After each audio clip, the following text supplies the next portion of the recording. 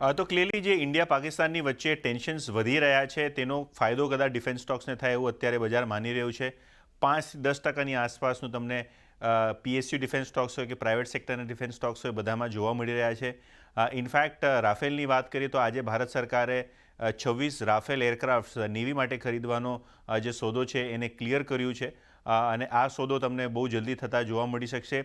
તેની સિવાય ઘણા બધા જે ન્યૂઝ રિપોર્ટ્સ આવી રહ્યા છે એમાં બી વાતો ચાલી રહી છે કે જે ડિફેન્સ પ્રોડક્શન છે તેના ઉપર વધારવાની કઈ રીતે સ્ટ્રેટેજી બનાવવામાં આવે એની ચર્ચા વિચારણા તમને કરવામાં આવી છે. તેની સિવાય રાજનાથ સિંહ જે આપણા ડિફેન્સ મિનિસ્ટર છે તે વડાપ્રધાન મોદીની હારે બેઠક કરશે આજે સાંજે અને ક્યાંક ને ક્યાંક જે પહેલગામ ઇસ્યુ થયો છે તેનો બદલો કઈ રીતે લેવો, તેને જે નુકસાન થયું છે ભારતને, જે લોકો અહીંયા ન્યાયની માંગણી કરી રહ્યા છે તેમને કઈ રીતે આ બધી વસ્તુ પહોંચાડવામાં આવે તેની રણનીતિ કદાચ આજે બનાવવામાં આવશે. ને ઓબ્વિયસલી જ્યારે માર્કેટ નર્વસ હોય એની પહેલાં તમને કદાચ ડિફેન્સ શેરોમાં આ એક ચમક જોવા મળી રહી છે. HAL 5% ઉપર, BL, BDL જેવા કાઉન્ટર્સમાં 4-5%નો મૂવ અને GRSC એટલે કે જે નેવી રિલેટેડ શિપિંગ કંપની છે ત્યાં બી આપણે ખાસી એવી તેજી જોઈ રહ્યા છે. એટલે જો અહીંયા આપણને આ બધી જગ્યાઓ છે કે જ્યાં આગળ આજે તેજી જોવા મળી રહી છે. આભાર યતીનજી અમારી સાથે જોડાઈને સમગ્ર વિગત આપવા માટે. તો જુઓ GRSC લગભગ 8% ઉપર છે, ભારત ડાયનામિક્સમાં એક સારી તેજી છે, HAL જેવા સ્ટોક એક સારી તેજી દર્શાવી રહ્યા છે, એટલે એ બધા પર ખાસ નજર રાખતા રહીશું. ગૌરાંગજી, આપણે શો શરૂ કર્યો ત્યારે જ આપણને રાફેલ માટેના જે સમાચાર છે એ આવતા દેખાયા. ભારત અને ફ્રાન્સ વચ્ચે રાફેલ મરીન માટેની જે ડીલ છે એ થતી દેખાય છે અને એને પગલે આજે સવારથી આમ તો HAL જેવા સ્ટોકની અંદર સારી એક તેજી હતી, પરંતુ આ ડીલ એક તો HAL માટે કેટલી મહત્ત્વની રહેશે, કારણ કે ઓલરેડી જે નોર્મલ રાફેલ ફાઇટર જેટ છે એના માટે તો HAL અત્યારથી થોડી ઘણી તૈયારીઓ કરી રહ્યું છે. હવે આ મરીન માટેની પણ જો તૈયારી કરે છે કંપની તો આવનારા સમયમાં એક સારી ઓપોર્ચ્યુનિટી બની શકે છે. કઈ રીતે તમે જોઈ રહ્યા છો અત્યારે આને? તો આજે નહીં પણ ઘણા લાંબા સમયથી રક્ષા ક્ષેત્રને લઈને આપણે રોકાણની ભલામણ કરી છે અને એની સાથે એ બી કરી છે કે રક્ષા ક્ષેત્રમાં તમે રોકાણ કરો તો તમારી સમયસીમા 3-5 વર્ષ રાખો, કારણ કે એટલો સમય લાગે છે. આ બધી કોમ્પ્લેક્સ ઓર્ડર બુક હોય છે, બહુ સરળ નથી હોતું કે આજે સવારનો ઓર્ડર મળ્યો ને આવતીકાલે સવારે તમે પ્રોડક્શન ચાલુ કરી દો.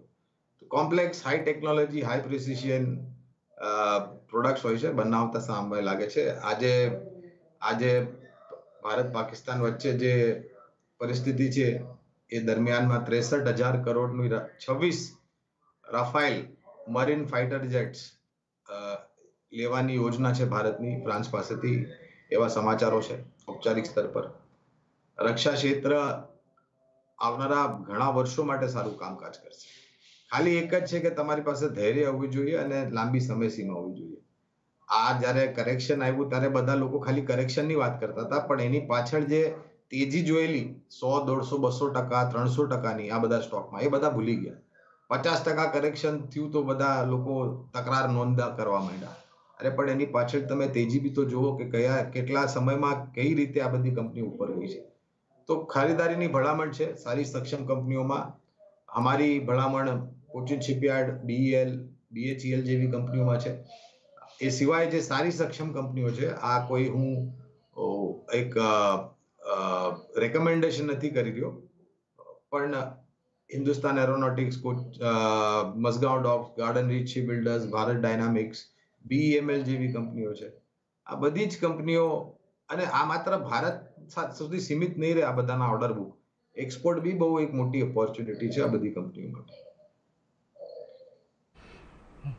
એટલે જો ખાસ કરીને અહીંયાથી ઘણી મહત્ત્વની વાત ગૌરાંગજીએ કરી છે કે ન માત્ર આ બધી ઓર્ડર બુક ભારત પૂરતી સીમિત રહેશે, પરંતુ હવે અહીંયાથી આ બધી કંપનીઓ એ પણ ટ્રાય કરી રહી છે કે ડિફેન્સનું અત્યાર સુધી ભારત જે આયાતકાર હતું એની જગ્યાએ હવે આવનારા સમયની અંદર તેઓ નિકાસકાર બને, ભારત એક મોટી નિકાસ આયાતની અંદર પણ કરે એવી એક મંશા છે. એટલે ખાસ કરીને અહીંયાથી તમારો ખાસો એવો લાંબા ગાળાનો વ્યૂ તમારે આ કંપનીઓ પર રાખવો પડશે, તો જ તમે આની અંદર રોકાણ કરો અને એ જ રોકાણ તમારા માટે વધારે ફાયદાકારક સાબિત થશે. એટલે એના પર એક ફોકસ ખાસ કરીને રાખતા રહીશું.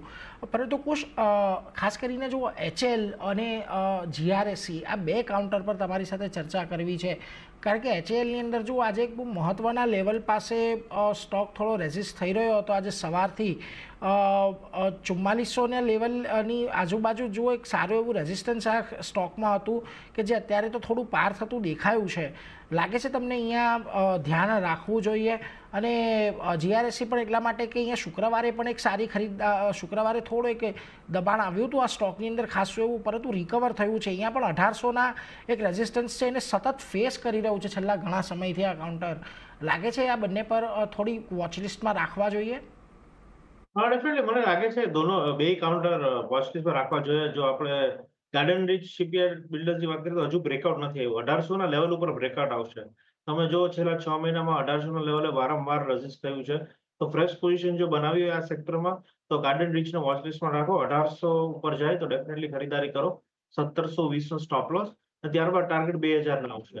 બટ મને લાગે છે કે HILમાં 4250 એક 200 ડે એવરેજ છે, એનો સપોર્ટ છે, એટલે ત્યાં એક રેઝિસ્ટન્સ સપોર્ટ છે, એટલે એના સ્ટોપ લોસ થી એક્ઝિસ્ટિંગ પોઝિશન હોલ્ડ કરો ઉપર 4700 ના ટાર્ગેટ. સો ગાર્ડન રીચમાં નવી પોઝિશન બનાવી શકાય, HILમાં એક્ઝિસ્ટિંગ પોઝિશન હોલ્ડ કરો.